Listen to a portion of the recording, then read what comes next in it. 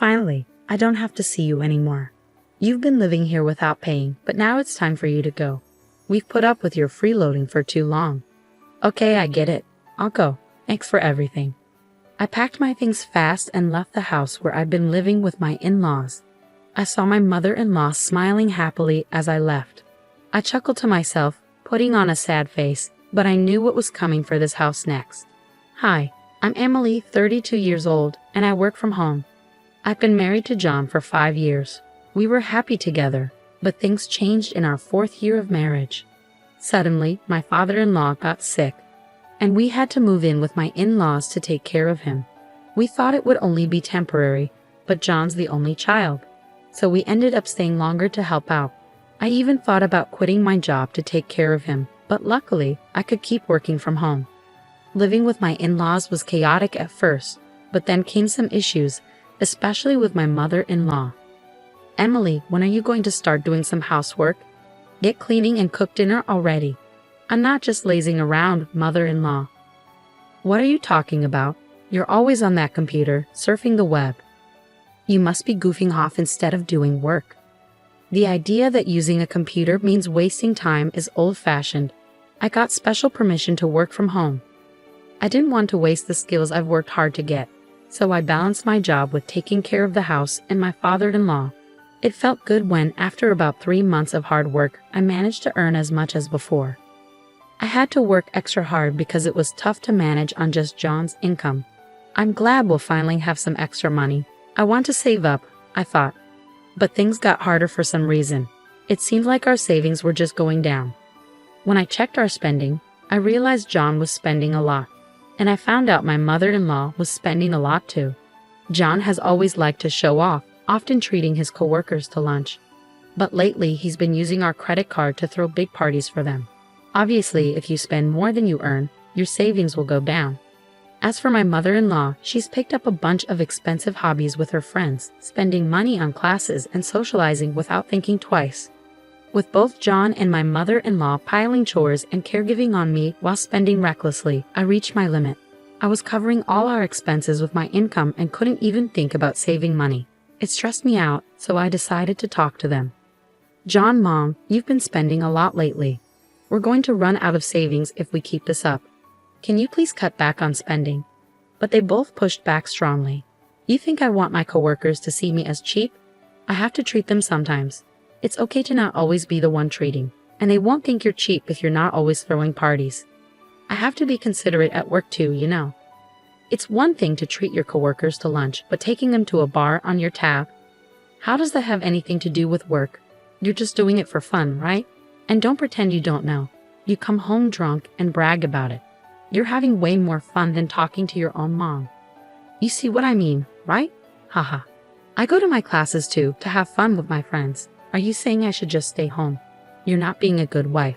You, who only know how to do housework, have no right to tell me what to do.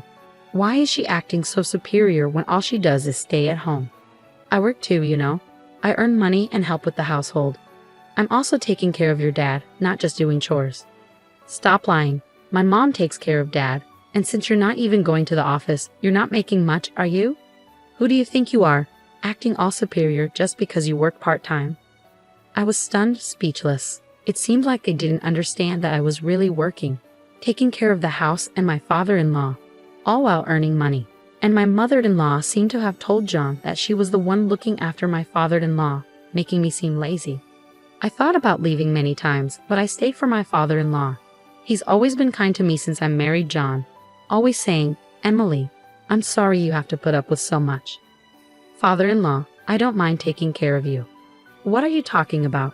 I feel bad needing care, but I feel worse about how your son and wife are treating you. They're taking advantage of you, aren't they? Well, yes, we couldn't make ends meet with just John's income. It's all thanks to your hard work that we're getting by. Father-in-law, you knew. It turned out my father-in-law had known about our household situation all along. Whenever he needed care, he'd thank me and speak kindly to me. I loved him dearly, so taking care of him wasn't a burden at all. But I worried about what would happen to him if I left. So I decided to look after him diligently until he passed away, which happened about a year later. At his funeral, I cried the whole time, grieving deeply for him. But my mother-in-law, without shedding a tear, coldly asked me why I was crying so much. It was clear she wasn't grieving like I was. So I replied, "My father-in-law has passed away. Of course I'm sad. I've been taking care of him all this time." Upon hearing my reply, my mother-in-law exploded with anger, as if I didn't take care of my husband at all. But the truth was, she hardly took care of him. Instead, she took advantage of me, avoiding both housework and caregiving by claiming she was too busy with her hobbies. Yet she always managed to find time to go out. She played the victim, pretending to cry in front of relatives. From the outside, it looked like I was the bad daughter-in-law. People would say, "Stop being so hard on your mother-in-law." Some even took her side and blamed me. I was just grieving my father-in-law's death, but even strangers blamed me, which made me furious. I chose to distance myself from our relatives. Then, John noticed me and approached to complain. "So you embarrassed my mom in front of our relatives, huh?" "What? I don't understand. I was just crying and grieving your dad's death. Then, your mom came out to me, making snide comments. That's all. I heard you were talking like she did nothing for my dad." "I didn't say that. I was just saying how sad I was that your dad, who I had been taking care of, passed away. Maybe it sounded like I was blaming your mom because she didn't do anything. But in reality, are you looking down on my mom?" "No, I'm just telling the truth. And if you're so upset, you should have helped me out. Don't you think you could have taken better care of your own dad?" "Why are you blaming me too? I'm not involved in this. You're his son. Didn't you feel any responsibility to take care of him?" "I had work. It was your job as a housewife to take care of him." "That's not fair. I have work too, so that doesn't make sense." Our argument got heated, and panicked relatives intervened to break it up. Though the argument stopped, my husband and I didn't speak for the rest of the day. Later, after handling all the funeral arrangements, a lawyer talked about the inheritance. "I'd like to discuss the will regarding the inheritance after your father-in-law's passing. It states that the family home and land will be given to his son John, while the remaining assets will be split equally between his wife and daughter-in-law, Emily." "What? Why would Emily get a share? I'm his wife. Shouldn't everything else be mine if John gets the house and land?" "Your husband wanted to acknowledge Emily's dedication to his care. He wished to leave her a portion of the inheritance as a gesture of gratitude. This was his decision, and it cannot be changed." "Ah, I understand now. So Emily was just looking after him for the inheritance. Why would you think that?" "It must be. Why else would she dedicate herself to caregiving? I've had a good relationship with my father-in-law ever since we got married. I took care of him to repay his kindness. If you think it's impossible, why did you push the caregiving onto me?" "Mother-in-law, why would you belittle me like that? Don't talk nonsense. I understand now, so let's just leave it at that." When the lawyer was there, my mother-in-law couldn't say anything rude, so she kept talking, looking annoyed. "He made that decision. Well, I suppose it's a way of saying thank you for taking care of him. There's no other explanation." Then the lawyer kept talking. "Can I go on? Your father-in-law wrote a note saying Emily doesn't have to look after him anymore." When the lawyer said that, my mother-in-law's face, which had been angry before, suddenly changed to a happy smile. "I got it. I get what it means now." "Oh, what do you mean?" My husband looked confused by his mom's sudden excitement. "It means Emily doesn't have to stay here anymore. Since she won't have to take care of my husband, the money split wasn't a thank you, it was just like a goodbye payment." My mother-in-law twisted my father-in-law's will based on her own ideas. She misunderstood it the way my father-in-law, and I wanted her to misunderstand it.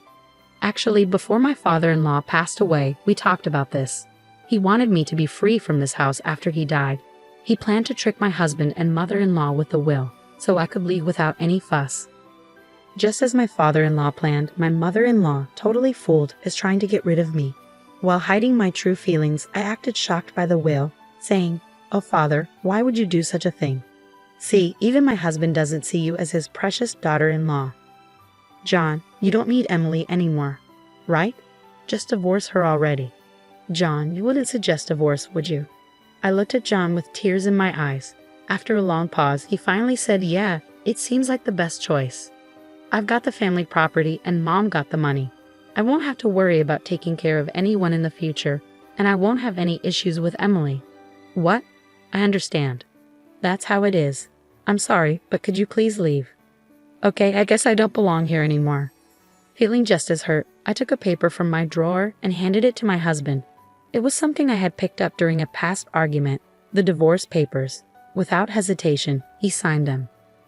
Finally, I don't have to deal with you, a freeloader who doesn't contribute. Leave. Consider yourself lucky I tolerated you for this long. I understand. I'll go now. Thank you for everything up until now. By the way, since the lawyer's here, I'd like to talk about. It's fine if there's no need for property division, right? I've already received enough from my father-in-law's inheritance, and you know what, Emily? I've managed to support myself just fine. It would be greedy of me to ask for more. Well, you have a point. Okay, that settles it. Please leave this house as soon as you can. I hurriedly packed my things and left the home where I had lived. My mother-in-law watched me go with a gleeful expression, unaware of what was to come in that house. After leaving my in-laws' house, I wasted no time in submitting the divorce papers to City Hall. When I arrived at the apartment I had rented ahead of time, I couldn't contain my excitement as I shouted in the spacious room. Yes, I'm finally free at last. I couldn't help but let out a yell of joy. I was so relieved to be liberated from the painful married life. I owe a huge debt of gratitude to my father-in-law, who orchestrated my escape from that house. Since then, I've been enjoying a comfortable life on my own. While I had gotten used to working remotely at my in-laws' place, now that I've left, I have much more time to focus on my work. As a result, my income has increased, and I'm able to live a luxurious life without any disturbances. One day, I received a call from my ex-husband. John, it's been a while. What made you call? Emily, please, we're struggling. Can you help us out? Is this a joke? Weren't you the ones who kicked me out? Even though we're earning the same, we're barely making ends meet. We can't keep living like this. Oh, that sounds rough. I decided to lay it out straight. Well, that's because my salary isn't supporting the household anymore. What do you mean? Can't you see? You couldn't sustain your lifestyle just with your income, even though you were spending lavishly, and I couldn't afford our lifestyle on my own. Nonsense. You've always been wasting your salary on yourself. The only reason we managed was because of the money I was bringing in. At your ages, your spending habits, both you and your mother, are just ridiculous. What? So how much were you making, Emily? Let me think. It was around $4,800 a month back then, I think. You were making that much. Yes, I was. But you never knew, did you? By the way, now that I'm not held back, I'm making even more. Ha. Even over the phone, I could sense my ex-husband's surprise. Emily, what do you say we give living together another shot? Huh? Kicking you out was a mistake. We can start over, can't we? What are you saying? You're just interested in my money. No, it's not about that. I've realized I still love you, Emily. Don't be ridiculous. I have no interest in going back to you. By the way, what about the inheritance your mother got? You should still have plenty left from that, right? Well, it's almost gone. There's no way she got around $100,000, right? You couldn't have spent it all so quickly. We went shopping and took trips overseas. Plus, we lost almost half of it in casinos. Both of you are beyond help. I'm speechless. I'm a stranger now. I can't do anything about it, and I don't want to. But don't say such cold things. Help us. I don't care. I'm hanging up. Don't call me again. After ending the call, I promptly canceled my ex-husband's phone contract. I had no clue what happened to him and my ex-mother-in-law after losing all communication means. However, nearly a year later, as I passed by their house, I noticed it had been demolished. They must have had to let go of it due to financial troubles. But honestly, it wasn't my concern anymore. As for me, I decided to fill my newfound free time with a new hobby and started attending a wine class I'd been interested in. There, I met a man 2 years older than me who showed a keen interest in me. After a year and a half of dating, we tied the knot. He's a down-to-earth and kind-hearted man, making waves at a prestigious company and earning a good salary. He respects my work, and we share a happy married life built on mutual respect. Lately, I've been pondering if this newfound happiness was a gift from my father-in-law.